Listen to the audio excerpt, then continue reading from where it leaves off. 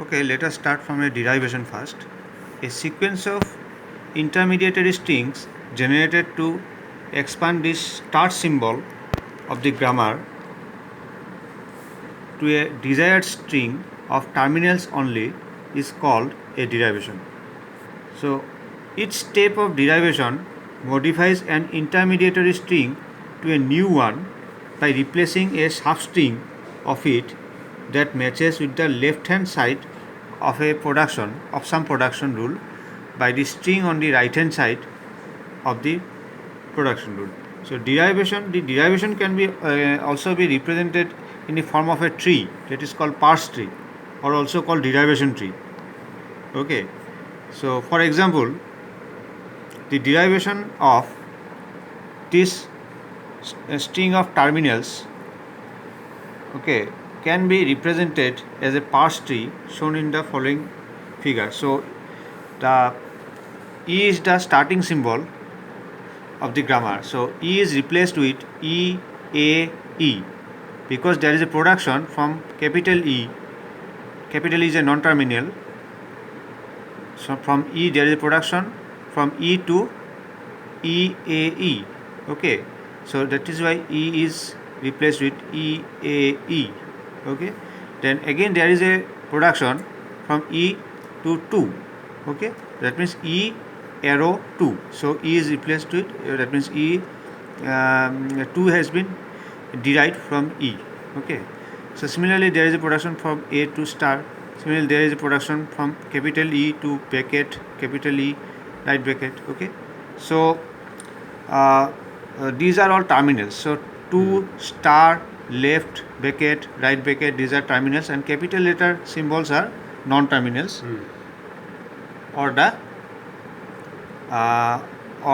your variables. Okay, so this E is replaced with E, A, E, E is replaced with 3, A is replaced with plus, like this. So in this way, this is called the derivation tree. So if we see all the leaf nodes of the tree, then if we collect the leaf nodes from the left to the extreme right, then we can we will get the string of terminals. That means this string 2 star bracket 3 plus this string can be derived.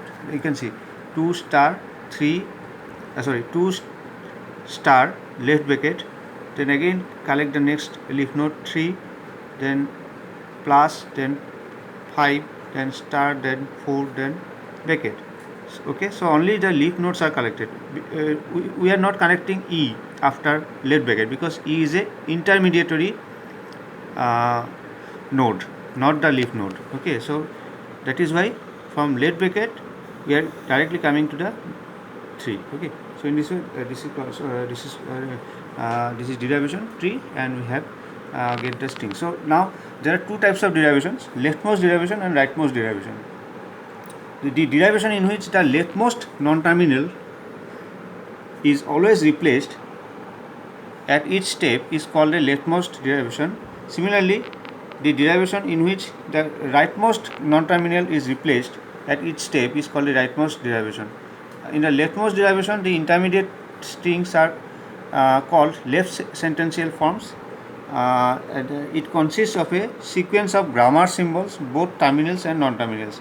On the other hand, the intermediary strings of the rightmost derivations are called right sentential forms. The rightmost derivations is called the canonical representation. Okay. So similarly, now I can give you one example of a leftmost derivation. So see one grammar now. Okay. So this is a grammar. So S from capital S, this is a production. That means 3 productions are there. From S we can get this one also, and epsilon also. Okay, epsilon is also called null. So similarly, you can see.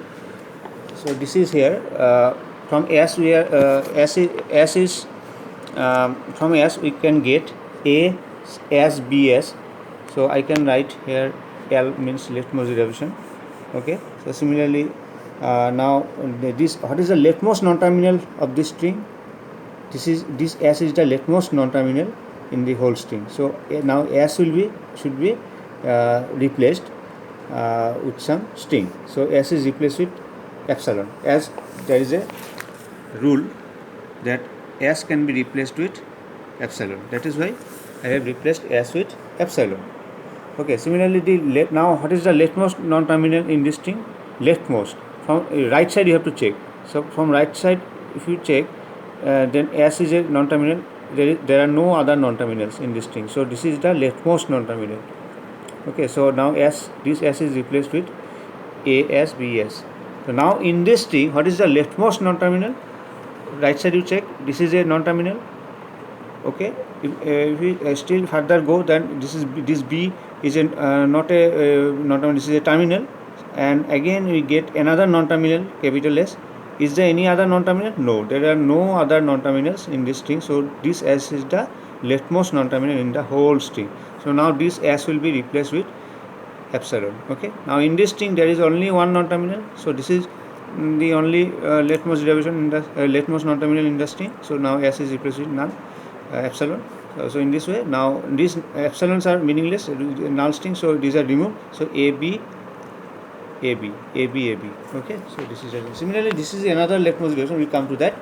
Okay, and rightmost derivation. In case of rightmost derivation, so s is replaced with this. Then now next the non-terminal letter should be replaced. It will be s, not this s. So in case of rightmost derivation. Okay, so that is why these definitions are there. Now let us come to ambiguity.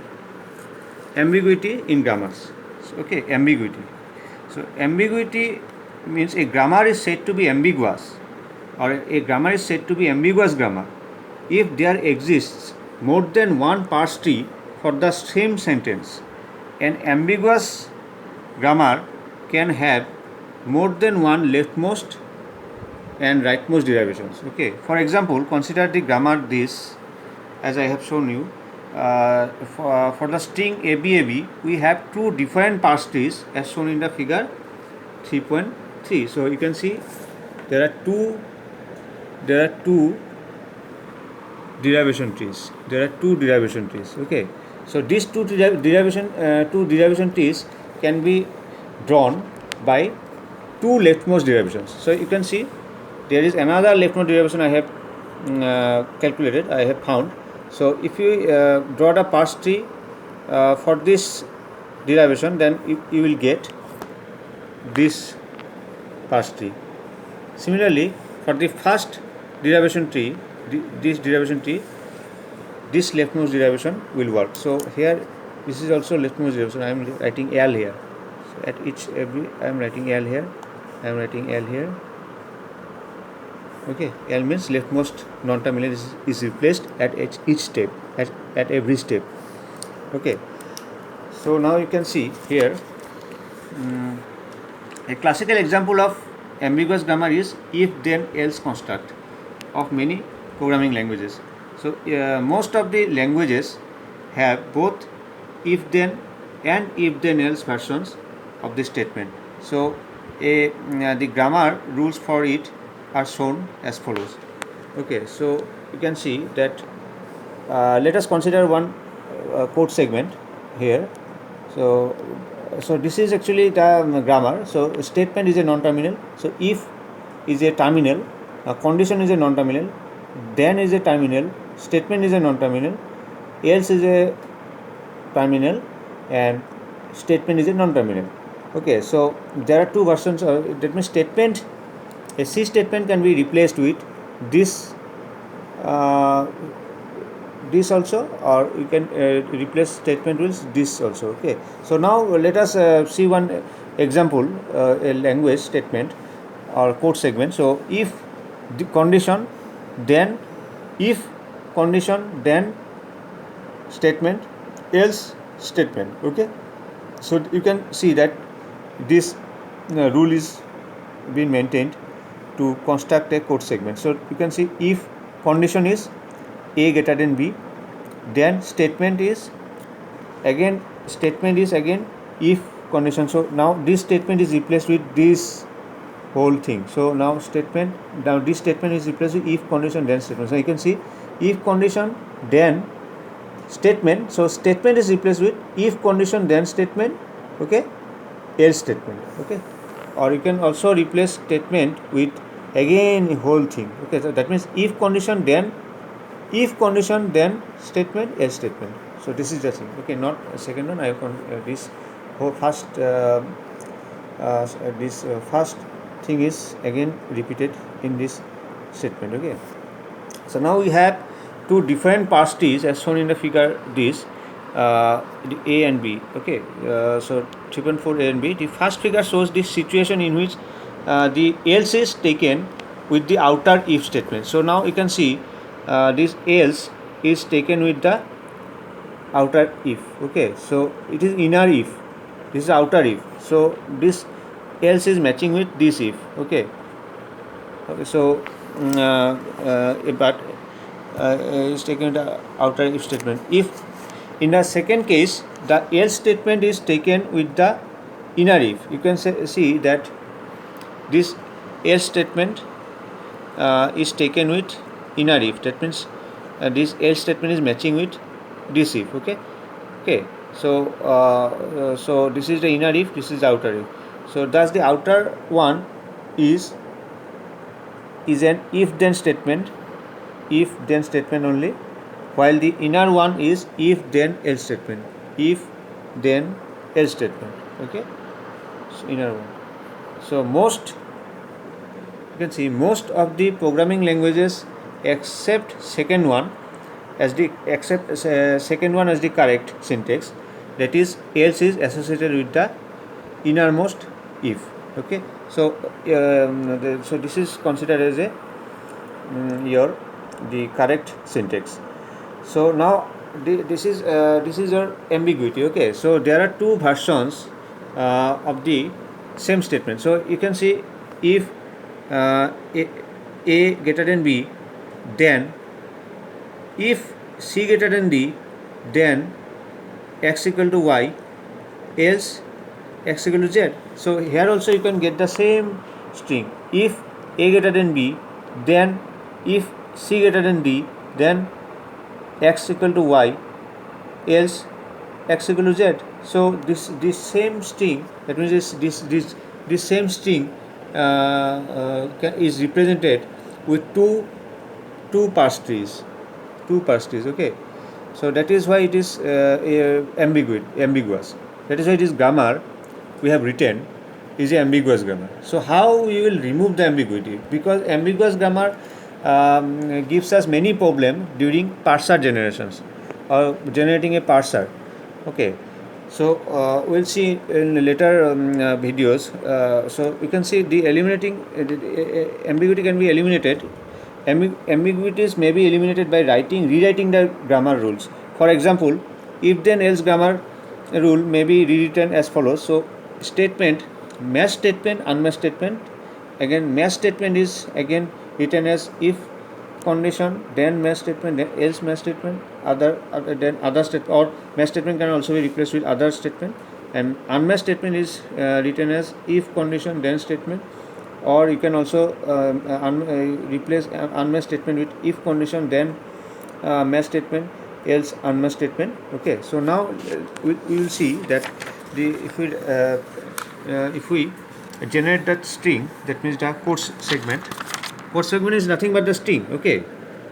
In string of terminals, okay. So if is a terminal, a greater than b is a terminal, whole thing is a terminal, then is a terminal, okay. So these are all terminals. So this is a string like we do in a grammar. So okay, so you can see the statement is replaced with unmatched statement, and unmatched statement if condition, then statement, then condition is replaced with a greater than b, then is a terminal, so we cannot replace it. Statement is a non-terminal, so statement is replaced with match statement according to the grammar rule. C statement replaced with unmatched statement, okay.